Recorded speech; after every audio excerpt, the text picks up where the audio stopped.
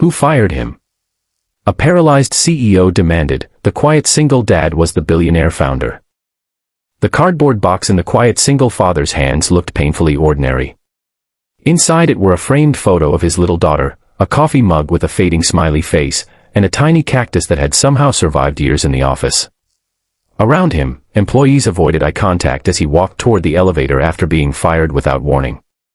Everyone believed they had just watched another powerless employee lose everything.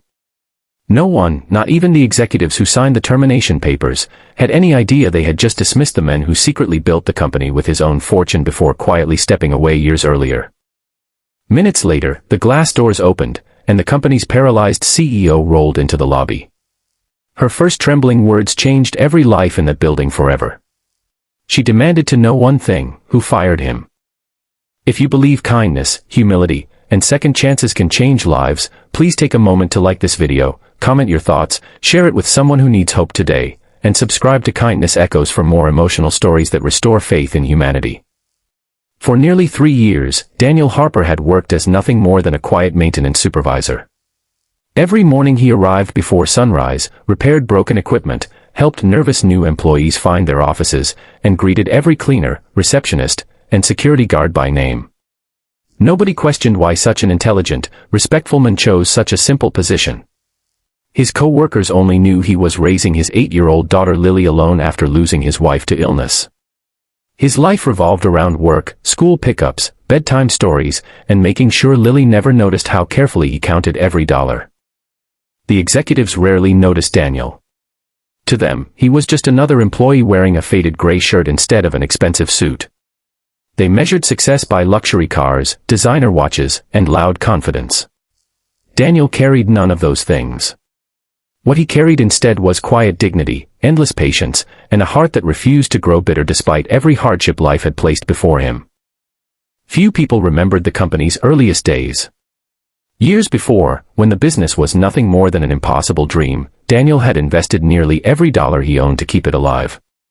He had designed its original systems, recruited its first employees, and refused public recognition because he believed companies should belong to the people building them every day, not to one man's ego. When the business became successful, he quietly transferred daily leadership to his closest friend, Amelia Rhodes, a brilliant executive who later became CEO. Then tragedy struck. A devastating accident left Amelia permanently paralyzed. Though confined to a wheelchair, she refused to abandon the company. She fought through unimaginable pain to continue leading the organization. During her long rehabilitation, Daniel returned anonymously as an ordinary employee. He wanted to understand what everyday workers experienced without revealing his identity. Only Amelia knew the truth, and she protected his secret because she respected his wish to be treated like everyone else. Unfortunately, greed slowly infected the executive offices. New senior managers arrived with impressive resumes but empty hearts. They focused on cutting costs instead of protecting people. Loyalty became less valuable than quarterly profits. Compassion disappeared behind polished conference tables. When Daniel requested flexible hours for 1 week because Lily needed medical appointments, one executive dismissed him as unreliable. Another complained that older employees lacked ambition. Without investigating his history or speaking to Amelia, they voted to terminate him immediately. Daniel accepted the decision quietly. He thanked human resources for their time, collected his belongings, smiled gently at the receptionist who fought back tears, and began walking away without anger. His greatest worry wasn't losing status. It was explaining to Lily why their lives would suddenly become even harder. As the elevator doors nearly closed, chaos erupted in the lobby. Amelia entered unexpectedly after finishing months of specialized rehabilitation overseas. She had surprised everyone by returning earlier than planned. Although physically weaker than before, her determination filled the room with unmistakable authority. She immediately noticed Daniel holding the cardboard box. The color disappeared from her face. Every executive smiled confidently, believing she would congratulate them on improving efficiency. Instead, Amelia rolled forward with trembling hands and demanded to know who had fired him. Silence spread through the building. Managers exchanged nervous glances before one proudly explained that Daniel was simply an underperforming maintenance supervisor whose position had become unnecessary. Amelia's eyes filled with tears. She slowly looked around the room, realizing nobody understood the enormous mistake they had made. With remarkable calmness, she revealed the truth. Daniel Harper was not merely an employee. He was the billionaire founder whose personal sacrifice created the company. Every office, every paycheck, every opportunity inside the building existed because years earlier he had believed in impossible dreams while risking everything he owned.